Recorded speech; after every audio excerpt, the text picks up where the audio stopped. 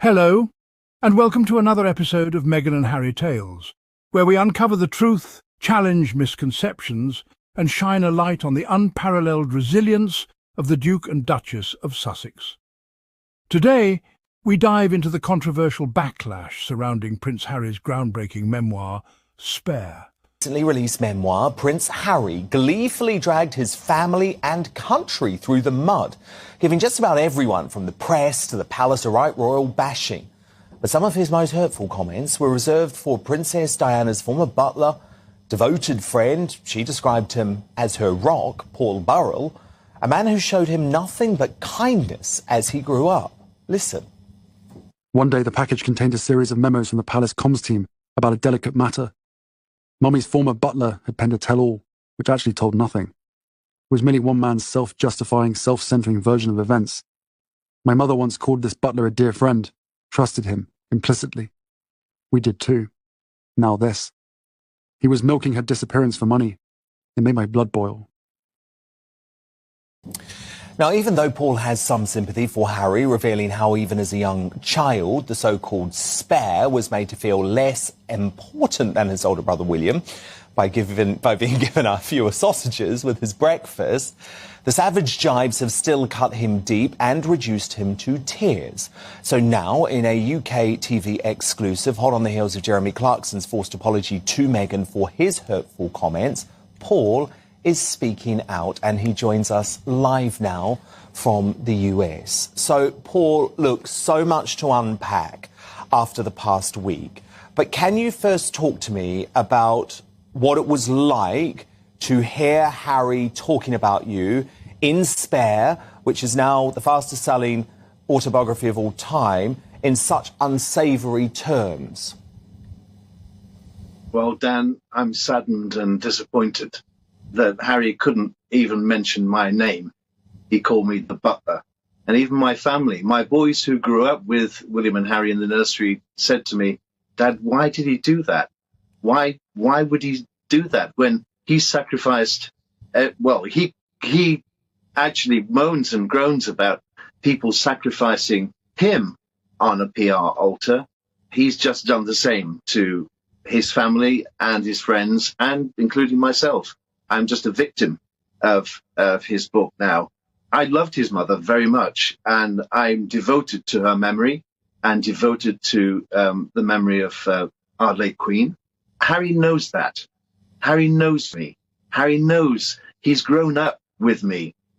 If he had something to say to me, why couldn't he have called me and told me that he wasn't happy with me? Why did he have to put it in a book? I just don't understand his tactics. I know how he feels. I know because I was there. But this public humiliation of his family is not the answer. No. He wants to get his truth out there. I got my truth out there, Harry, in my book, which if you had read it, you said it was a tell-all but told nothing.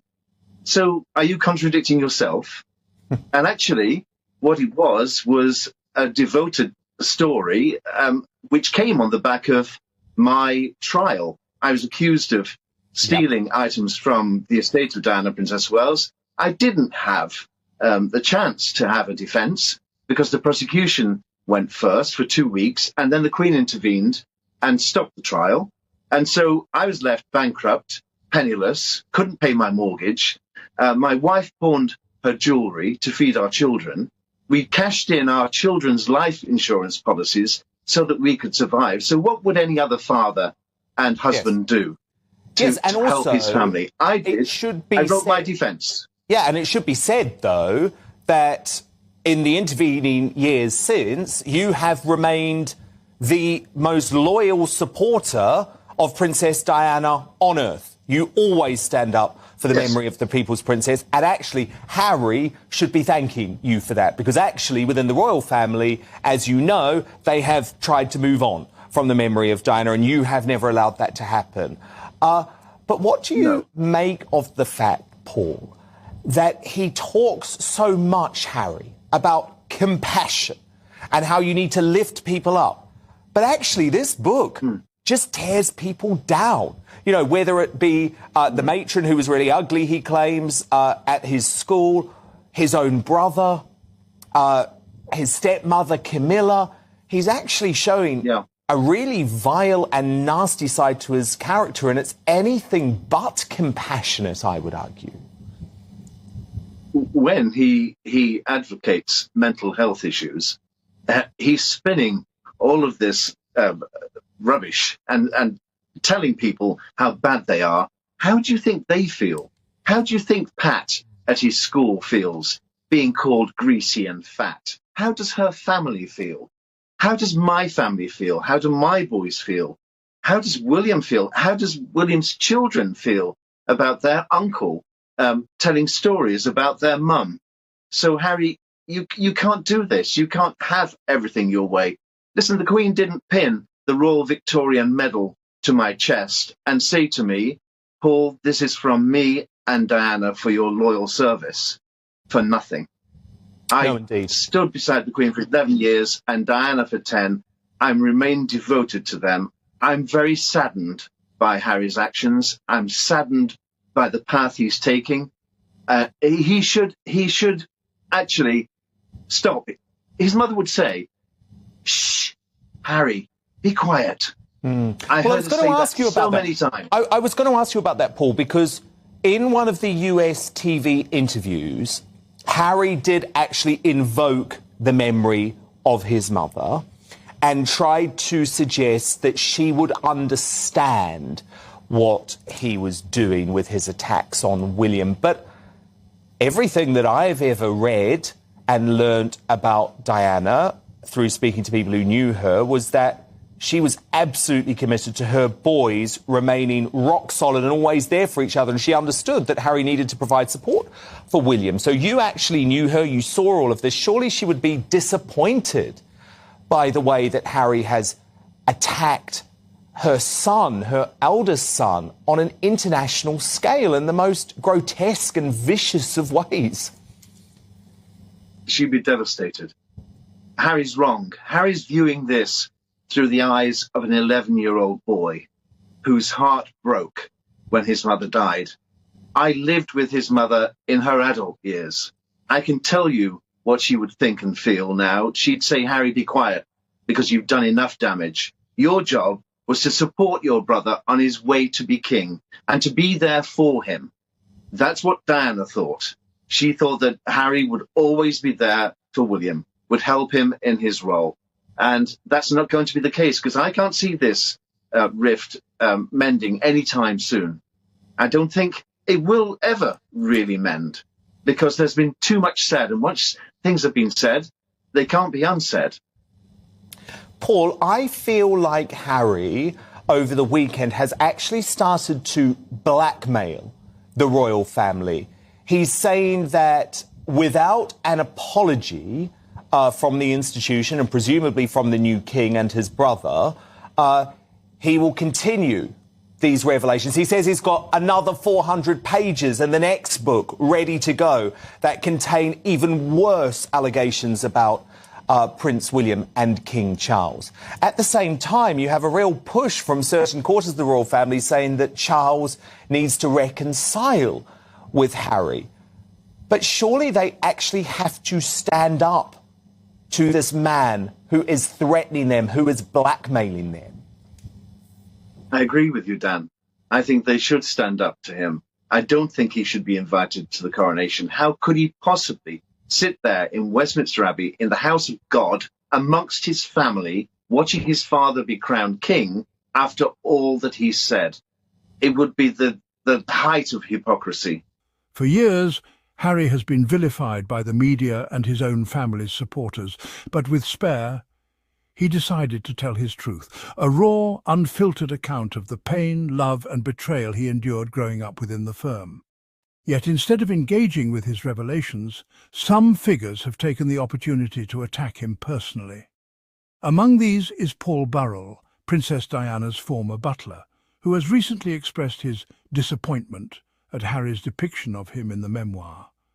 Burrell, who once described himself as Diana's rock, claims to have shown kindness to Harry during his childhood. However, Harry's account paints a different picture, a man using the tragedy of his late mother's passing as a way to profit. Harry calls out Burrell for exploiting Diana's memory by penning a so-called tell-all that revealed nothing meaningful about her, but instead served as a self-centered cash grab. Harry's frustration is justified, especially considering Burrell's public history of using Diana's name to remain relevant long after her tragic death. What's striking is Burrell's hypocrisy.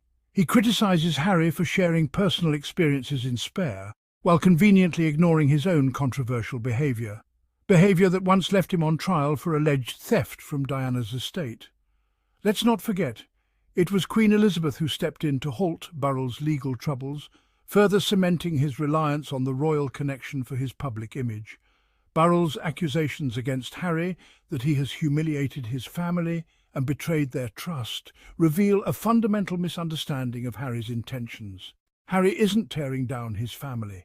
Instead, he's calling out the toxic environment that caused him and Meghan unimaginable pain and drove them to seek safety and freedom elsewhere.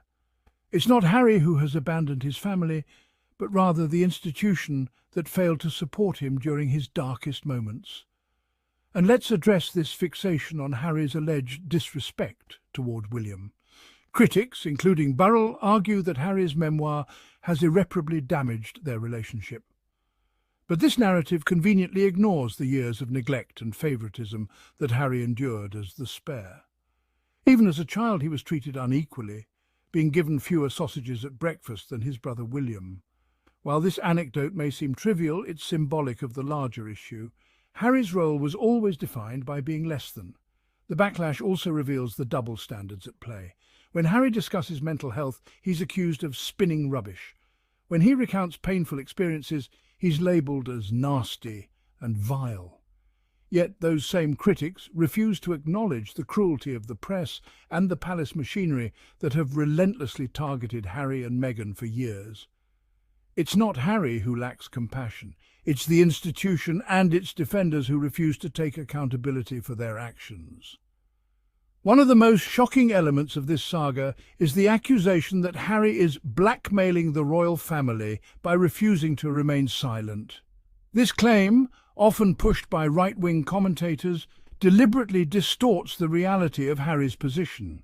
By sharing his story, Harry isn't threatening the monarchy, he's shining a light on its flaws and fighting for a healthier, more inclusive future for the institution. To Burrell and others who insist Harry should stop it and remain quiet, we have to ask, why is his voice so threatening? Could it be that his truth challenges the carefully constructed facade that the monarchy relies upon? If so, that says more about the institution than it does about Harry. As always, we stand with Harry and Meghan in their fight for justice, truth and equality. Their journey is a testament to the power of resilience and the courage to speak out, even in the face of relentless opposition. Thank you for tuning in to Meghan and Harry Tales. Let's continue to support truth and compassion while holding those who spread misinformation accountable. Until next time, stay informed, stay kind, and remember, the truth always prevails.